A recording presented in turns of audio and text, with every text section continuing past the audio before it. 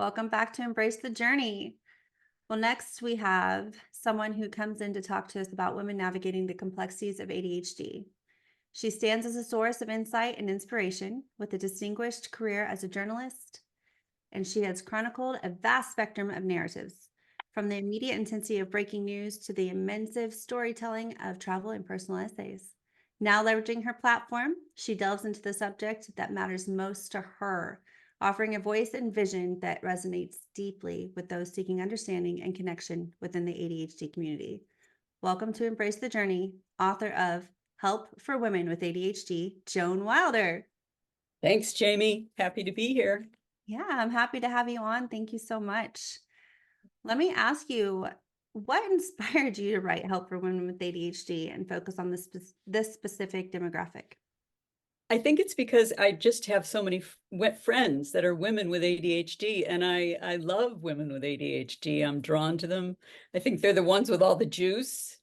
And when I wanted to write a book and learn about publishing on Amazon, to tell you the truth, rather than at a big publishing house, Mhm. which is the way it's always been, I just thought, let me write something about this. And so I wrote my first little one, the red one, that's Help for Women with ADHD. And then just recently, the second one, More Help for Women with ADHD in bite-sized pieces. Oh my goodness, it's amazing. Here it is. Ah, And the subtitle is Curbing Chaos, Claiming Our Assets, and Calming the Critical Self. oh, And yeah. it's standalone. It's 140 different standalone pieces. So you can open it at anywhere if you don't want to read it from beginning to end. So hopefully that'd be good for us. Yeah, anywhere. I mean, that's incredible, that you can just be like, okay, well, I'm struggling with this right now. So let me just open it right here in this piece of the book. Yeah. That's awesome. Yeah. Well, what are some top strategies that you would recommend, like out of your book there? Well, when you say strategies, it makes me think of, little hacks that you can do. Like, for instance, I'm always using a timer. If I, I have a lot of problem getting motivated to do something that I don't want to do. So I think they now call it the Pomodoro method, but I've always used it. And I seem to like 8 minutes. I'll set, if I have to do the dishes and I don't want to do them, or if I have to do some paperwork and I don't want to, I'll set it for 8 minutes and I'll say, okay, I only have to do this for 8 minutes. Mhm. Oh, I love that. And so many other things. I'm a big proponent of women with ADHD trying to hang on to one single notebook that they put absolutely everything in. And for a lot of women, it's really hard to do that, to hang on to that one notebook. Even me, I've always done it, but I'll decide I don't like that notebook. I want a prettier one. I want a different one. I don't want to do it that way. But Same. I think that's a great hack. And so all these little things like bookending a task where you would, if something you don't want to do, you call your ADHD buddy or somebody that you love or your friend who knows you and your struggles. And you say, hey, I'm going to do this now. And I'll call you when I'm done. And you call them when you're done. Or you could do body doubling, which is, having somebody in with you when you're doing something. And people even do it online with each other now, a lot of people. And there's even a site called Focus Mate where you can just hook up with somebody. You say you're going to work for an hour. You say hi, and you don't talk, but you're just there together. Ah, I didn't even know about that site, but that's Yeah, incredible. yeah, it's great. But so those are hacks. Those are small things, not small things. They're important things. And hanging things on the wall, having a whiteboard, having a visual, cue to help you stay on course for what it is you've decided to do. But when I think of the whole strategy, I think of sort of a big umbrella Mhm. of like education, absolutely. Seeing if medication is good for you, lifestyle changes, and what was the other one I was going to tell you? Oh, yeah, having a buddy or a coach. So, for Mhm. instance, with education, you really have to learn what this is all about. It's a different kind of nervous system. Yeah. Yeah, and if you do that, you can also educate people when you're out in the world and somebody says something really ignorant, really not true about ADHD, and that helps you reclaim, some dignity and self-esteem, which a lot of us run low on, even all kinds of people, not just people with Yeah. ADHD. I love this meditation and she's a therapist, Tara Brock, and she thinks that people walk around in a trance of unworthiness. So it isn't just people with ADHD, but a lot of us, we didn't fit into the linear step-by-step way that society approaches a problem, on the playground, at the PTA, in any kind of meeting, and so we felt like we didn't belong in self-esteem. So, and education helps you figure out, what the assets are too, and just knows what you're dealing with. Medication, I just think that it doesn't work for everybody, but for many women that I've talked to, it's like day and night. And I think that if you want to know if it can work for you, you've got to really try to seek out an experienced prescriber who will start you out low and keep in close touch with you for the first week to see how it worked. Was it too much? Was it too little? And who can titrate it to the right thing that may work for you. Otherwise, if you just get one size fits all and you get too much, you think, no, and you won't know if it could benefit you. But if it's not good for you, then just, it's fine, don't use it. And if it is good for you, there's absolutely no shame in it. No, absolutely not. And you just brought up a valuable point. Like with ADHD, often the brain does focus in on the negative often. For whatever reason, it's the way that it's wired, and those with ADHD will do that. They'll like sit there and focus on the one negative thing, or, have that negative self-talk, and you're just like focused in on that often, right? So like getting yourself out of that, like you were saying, with meditation, with any other means, and just learning to love yourself and who you are and finding those strengths. Yes, I think that's really, I think that's the ultimate Yeah. self-acceptance, and, for all people, Hmm. Um, and lifestyle upgrades, just if you got diagnosed with anything, you might all of a sudden want to start eating better or exercising. For eating, I like the 70-30 or the 20-80 thing. I don't know if you've heard about it, where you eat 80% of what you eat is healthy, good stuff, and 20% isn't, or 70%, 70-30. It's a kind of cool thing. And all the regular things, exercise, get outside. I mean, the Japanese now have this very trendy sounding thing, but it's cool. It's called forest bathing. So they Yes. have parks in the city, where you can just step in and forth. I believe in meditation, if you can possibly sit quietly. And in this day and age when we're so connected electronically, sometimes meditation is just sitting without a device Oh yeah.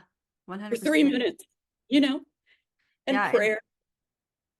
yeah, and to go outside, exactly like you said, get that air in your lungs, get that Yeah, sunlight on your yeah, skin, just yeah. really feel, the earth around you. And it's funny, I actually lived in Japan for 6 years. Oh, I know I didn't tell you oh, that, but yeah, oh, it just didn't come up. But the way that they do practice a lot of their meditation, a lot of their um day to really bring about that peace is just incredible. And I definitely implore anybody to look into a lot of what they're doing. So I love that you brought that up because I love that. Forest powerful. bathing. Yeah, Yeah, forest bathing. yeah. Well, in Um, what ways can women with ADHD leverage their unique traits and strengths, speaking of, both personally and professionally? well, I think you also have to have a buddy, have a friend, have the people that you love or who love you what you're dealing with, and so that you have somebody you can confide and you can talk to. But how you can leverage your strengths goes back to education. You have to really identify what they are. And Hmm.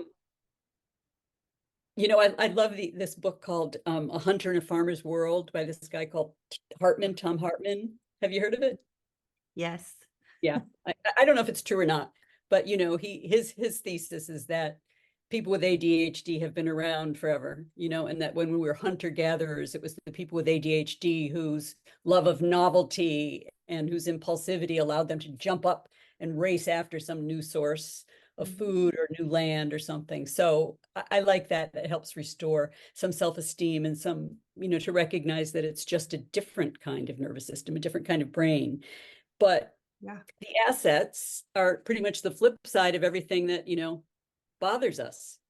The Mhm. same wide, unfiltered focus that can, leave you just at a loss, leave you overwhelmed, also leads to improvisation and creativity, and the love of novelty leads you to can have you you have a mountain of commitments, or you can walk into a new discovery, that kind of thing. So I have my second section in my book. So my book is this new book is single, as I said, individual entries that are 2 or 3 or 4 pages, but it is divided into 4 parts. And the second part is the assets as I see them. Wow. So I think that whatever you do, also we're lateral thinkers. Another asset that we can recognize is that, if we're at a meeting and everybody wants to approach it and, one step after another step, whereas an ADHD person, especially a woman, I think jumps right in the middle and starts working at it from all different ways. And it's an asset. It's called lateral thinking, the ability to make connections that other people don't make. Yeah. So I think just any single thing that you do to improve your own health, your own mental health, mind, body, and spirit, all adds up and Mhm. all helps you find your place in a world that can support you and your ADHD in a loving way. Yeah, absolutely. And then thrive, right?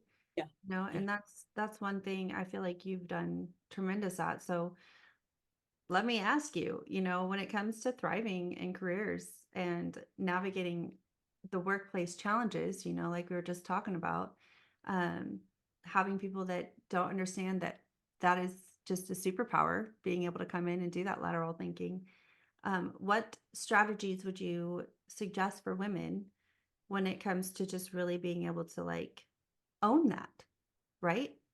Well, I think if you've worked on your self-esteem and your assets, you're not afraid to ask for help, for one Mm. thing. Yeah. Asking for help is a great gift. It helps you learn something, and people generally want to help another person, and Hmm. it opens their heart, makes them feel really good to help them. Uh, what was I thinking of? Let me see. I wrote some things down. You're hyper focused. I know there's a great institute at Columbia University now that's about it's because the road to every success is lined with failure. Yeah. And you're so afraid of failure. In the Oh, workplace, you shouldn't be afraid of failure. And right. there's this new institute at Columbia University that's all about teaching young people through the examples of famous people who have had failure after failure Mm, until they finally succeed. right. Keep getting up and going. So I think I think all kinds of people have a hard time in the workplace. Yeah. You know, personalities that, you know, dysfunctional people that are dysfunctional in other ways. There's all kinds of situations, but if you can confide in a coworker or in your boss, or if and now there's so much emphasis on ADHD and so many women out there on social media connecting with each other, and Hmm. the whole neurodiversity movement, there's a lot more awareness. Yeah. Um, 100%. that there's different ways of judging intelligence. And looking at it that way too, Yeah, exactly as that is it's just a different intelligence because it's a yeah. different way of And thinking. really useful. You know Yeah. what I love this asset of ADHD is that I think that especially women are really sensitive perceivers, and we're genetically disposed to react more strongly both to neglect Hmm. and to nurturing. And it's called the orchid hypothesis because orchids require tender care, but they bloom for months, far longer than any other plant. Hmm. And I think ADHDers are like that. If you can get some support on what you're doing, you can really excel. Wow. Love it. Yeah. Well, we were talking a lot about just a little bit ago about self-care, Yeah. for women with ADHD and what the self-care practices do. Um, Share with us a little bit about more of the benefits as well as like any advice, with the self-care and ADHD. Okay, let me think here. Well, I think that anything, all the things that we've talked about really Yeah. work. Any kind of quiet time you can get, connection. Mm. Edward Hollowell, probably the foremost ADHD advocate, psychiatrist. He has ADHD himself, came out, 40 years ago, he started with this.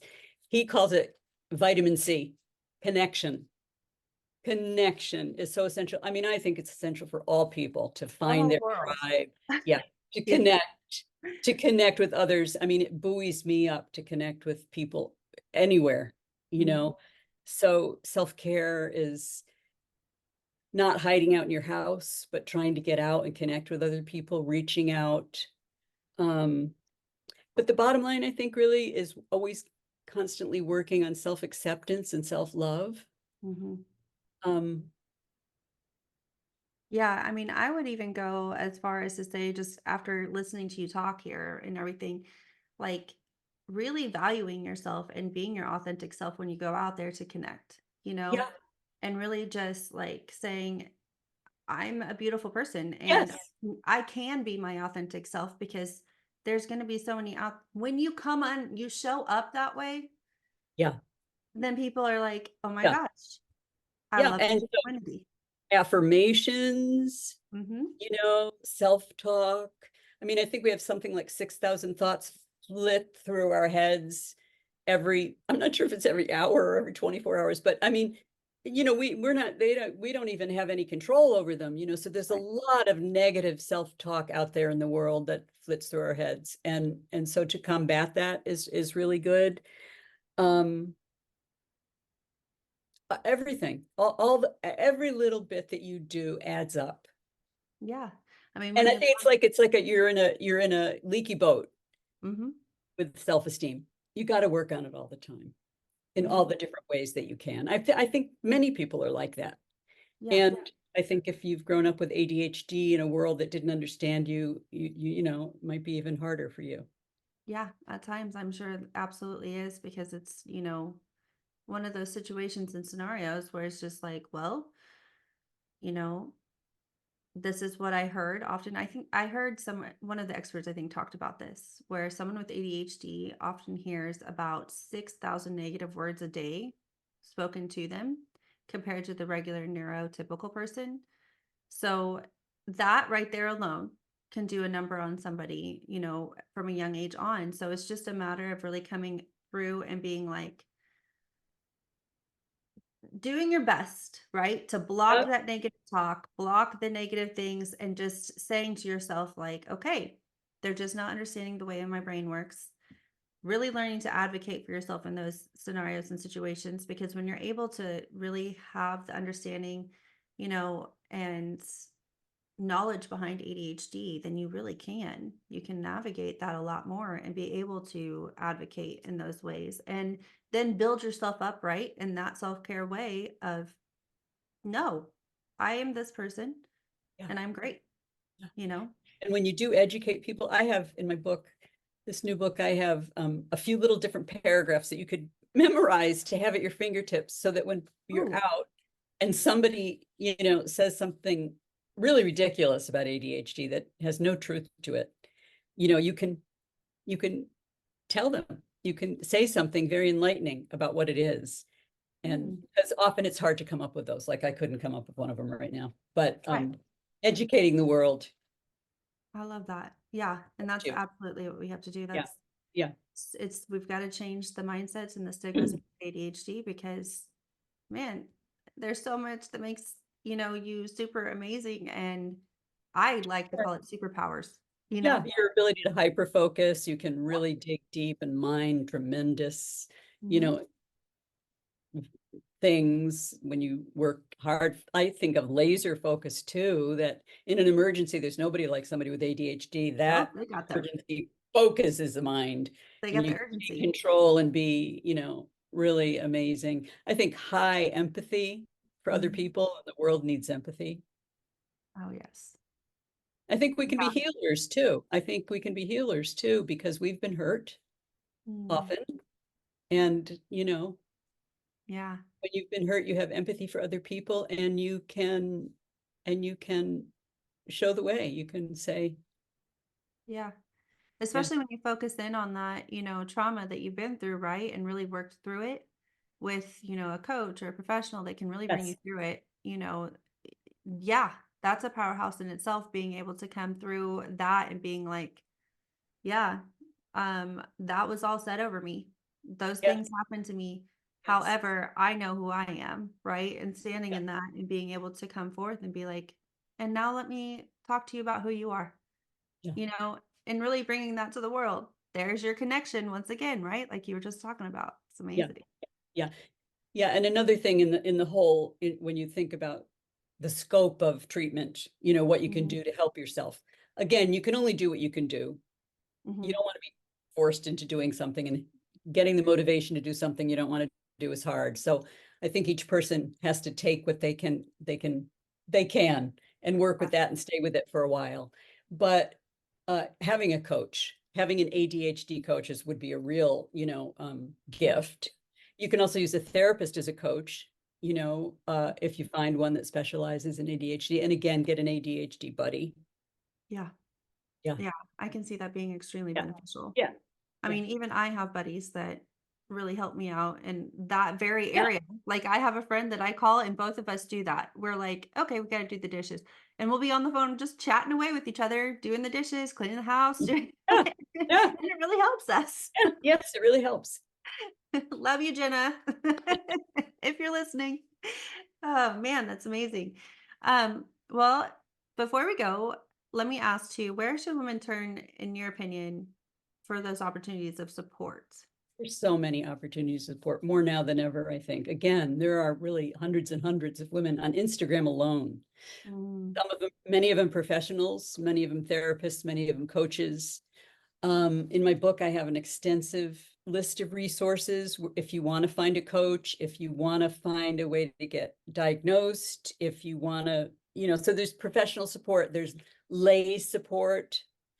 Um, with therapists, there's virtual sessions, so you can find an expert. And again, in many of the resources, I have websites that you can go to, many wonderful, wonderful websites that have extensive information mhm. about ways to find support.